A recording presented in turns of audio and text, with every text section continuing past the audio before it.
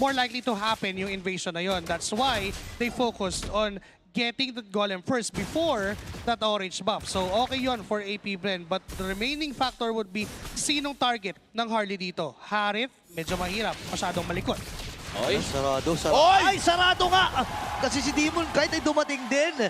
Hindi inakala ng AP Bren na nakamatsyag lang pala itong si DK. Oo, nakakailang pala sa isang kalid yung dinami-dami ng mga stun at micro-stun na nanggagaling sa isang batang. Oh, kahit pa level 2 ka, kahit lumuhod ka dyan at magdasal, kaya kang patigilin ng isang badang. Isang first kill lang, maka-cancel na agad yung dasal mo. And Nova hasn't even committed his flicker para makatakas doon. Yun naman yung okay for AP Bren. Pero for Aurora, mas okay yun na nakakuha sila ng maagang first blood. Oo, at malaking advantage yung first blood na yan sa ating first turtle. Considering na may additional gold sila na pwedeng paglaruan. But James Banks, looking for a potential steal. Pero mapupunta pa rin to sa kamay ni Edward. Lalabas na ang pinakaunang pagong ng larong ito. At mukhang nauuna sa pwesto ang side ng Aurora. Ang ganda na ito, alamang din si DK pagdating sa XP. So makikipaghatakan lang. Actually, pwede pa nga magpa-level pa dito si DK. Para nga naman mas lamang siya pagdating sa retrihan. Level 4 si Aqua. Wala pa rin naman siyang hawak na ultimate dito. Sino kanyang pipiliin? Edward. Ang kanyang hinawakan. Nandun yung Shifting Skies. At si Demon kahit ngayon ang pupuntahan ng dalawang... Actually, tatlong miyembro pa nga mula sa AP Bren. Habang balik na si James Pax dun sa Turtle. Ipit ata dito si KLBJ. Hindi tumama yung si Bata. At nakakuha na rin ng kill dito si Domeng. Atras na si James Pangs. Naku, abangan nila dun sa hat. At si Nova ngayon ang hawak. Si Light ngayon ay nagpapa-level 4 pa lamang. James Pangs ang nagwagi. Napag-isapan force. Tumama din yung Raging Sandstorm. Pero aalpas na ang AP. Wow, all of that happening para sa AP Bren at hindi pa nga tumama yung SOD. Good targeting yung pinakita ng AP Bren. They want Demon Kite na mawala doon sa laban. Up their chances to 100%. Kasi kung nandun sa, syempre, 50-50 yun, probability of getting the turtle, dahil magiging retry battle nga. But because of them, na napatay agad nila yung jungler ng Aurora, made it possible for them to get that free turtle. Kamuntikan nga lang na makuhaan sila ng buhay. Wala, si DK ata ang iba-burst nila. Naku, nabilanggaden! Napa-retribution na dito si James Pangs at si DK. Magbibigay sana na additional na damage. Dome ngayon ay umaatras-atras. Alam niya na kumpulan ang AP dyan. Kalmado muna. Oo, pahinga muna para sa parehas sa kupunan. Aurora Gaming as of now, hawak pa rin naman nila ang napakaliit na kalamangan. And ito rin yung pressure na nabibigay ng isang batang. Hindi pwedeng basta-basta pumasok si Nova dahil potentially makakancel din yung Quicksand Guard. We saw that already sa ating first blood. At mukhang dahil sa nangyari na yon ay hindi masyadong umaabante ang AP Bren sa mga map rotation sila. Biglang naging kontrolado yung aggression o yung bilis ng galaw na pinakita nila ng game number 1 kasi marami silang kailangan ditong i-consider. And even itong si Aqua, nag-iisip pa siya ano bang pwede niyang kunin. Kasi kanina we've seen him na kinuha yung ultimate ni Demon Kite. And ang pinaka-best na pwede niyang kunin dito would be the Badang and even the Lapu-Lapu. Kaso again, hindi siya singkunat ng Lapu para pag nag-dive sa likod ay mabubuhay. Oo, and crucial item pickup here for Edward. War Axe secured para sa susunod nating turtle fight. 15 seconds pa naman bago mangyari yon. Pero napakalaking bagay sa isang Lapu-Lapu itong War Axe power spike na ito. So kailangan nilang matahan si Edward if you're AP Bren dahil potentially siya ang magiging difference maker para sa susunod na pagong. At mukhang lalagyan na nga ng barikada ng Aurora ang river. Oo, pwede pa mag-purple buff dito si James Pangs. Alam ni DK na nagsisimula na ito. Again, KLVJ, magbibigay na naman ng ilaw para dito sa AP Bren. Nakita natin yung mga shifting skies niya na tumatama din. Traction balls, walang inabutan. Pero si DK ang nagwagi doon sa retrihan. Abutan ata dito si KLVJ. Pinagsisapak na yung mga miyembro na humabol mula sa Aurora. Buhay ang lahat. Pero habang nangyayari yun, meron sa itaas na nagaganapa. Kaya lang di pa matatapos dito si Nova. Papasok din si James Banks. Nagamit niya yung kanyang ultimate. Patay ata dito si Edward. Napakababa na buhay. Pero may bumalik din. War Axe! Thank you, War Axe. Nabuhay pa nga, pero si Nova! Hindi pa tapos dito Nova, makikita si Light. Isasakripisyo na ata ni Light ang kanyang sarili dito. James Banks! Pang nakakuha ng kill. Magandang bawi ito para sa AP. Wow, what a read coming in from Nova as well. Nakita pa niya na meron pang nag-aabang doon, which is Light. Thus, kuha sila ng trade kill.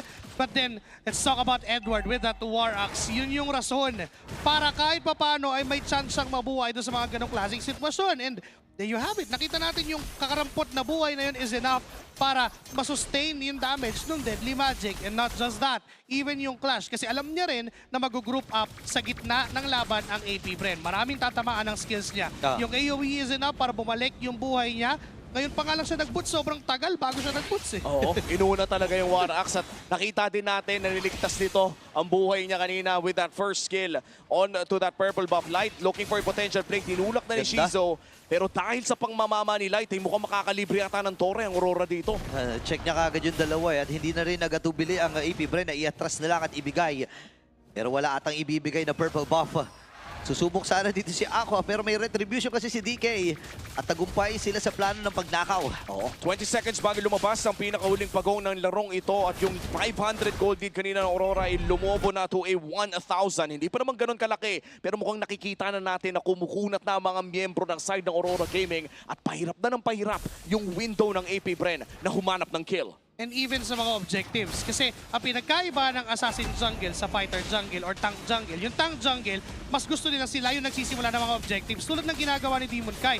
Yung mga Assassin kasi pwede namang mag-drive-by and retribution still. Parang ginagawa ng Aurora, tinatanggal nila lahat ng entry point, zone ng mabuti ng mga members ng Aurora. Uy, si Domingkite si Nova ang pumunta sa kanya pero si DK na naman na nagwagi. Ipit ata si KLBJ, flicker na gamit niya pero hinabol pa rin ni Uwe! At nakakuha na siya finally ng kill. Sabay stack din ang piercer niya.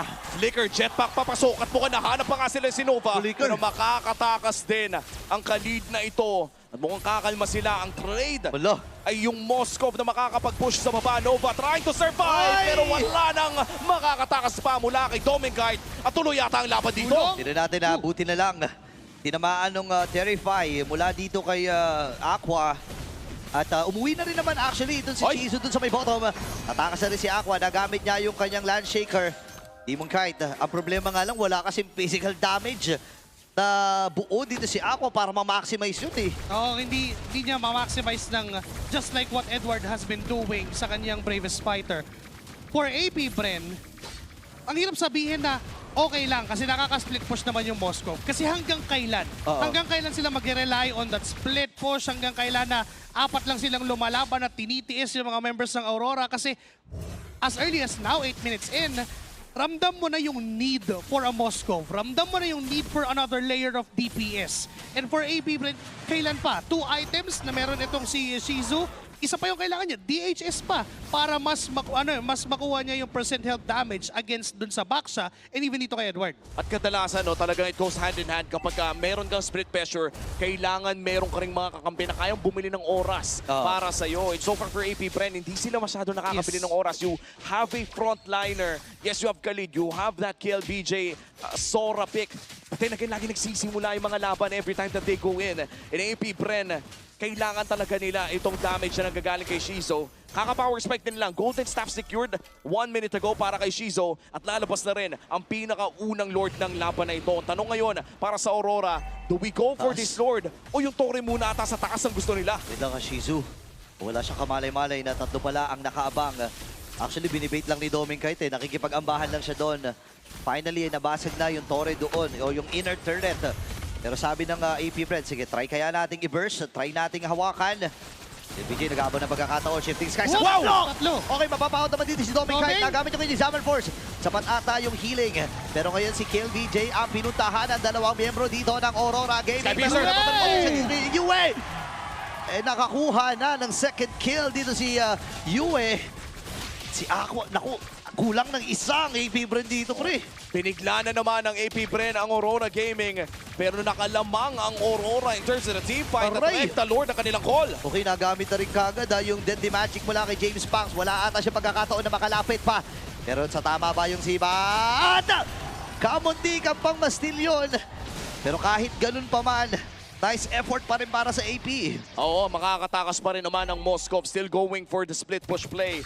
AP Bren loses out on that Lord. Ano na ba ang game plan if you are Aurora Gaming? Your Aurora Gaming, kailangan ikaw yung mag-keep aggression. Yung AP Bren kasi nag-try sila mag-engage kanina. But luckily for Aurora, hindi pa sapat yung damage output.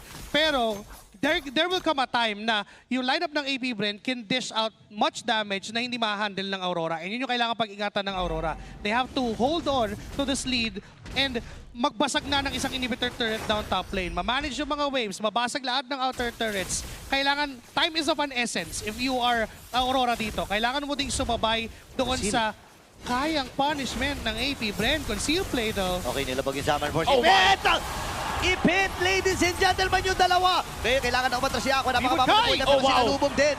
Dito ni Domeng, Kite, and Demon. Kite ay nakatatlo na. Pasag din yung Torre doon sa may bottom. Pinagbabaril na rin dito si Nova. Iiska po na itong si Shizu.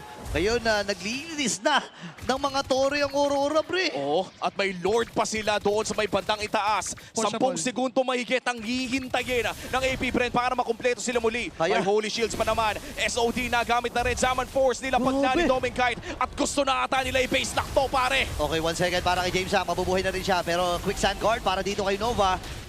Wala naman ang mga minions doon sa middle. Tatanasation sila sa may bottom. Kompleto na ang AP Bren.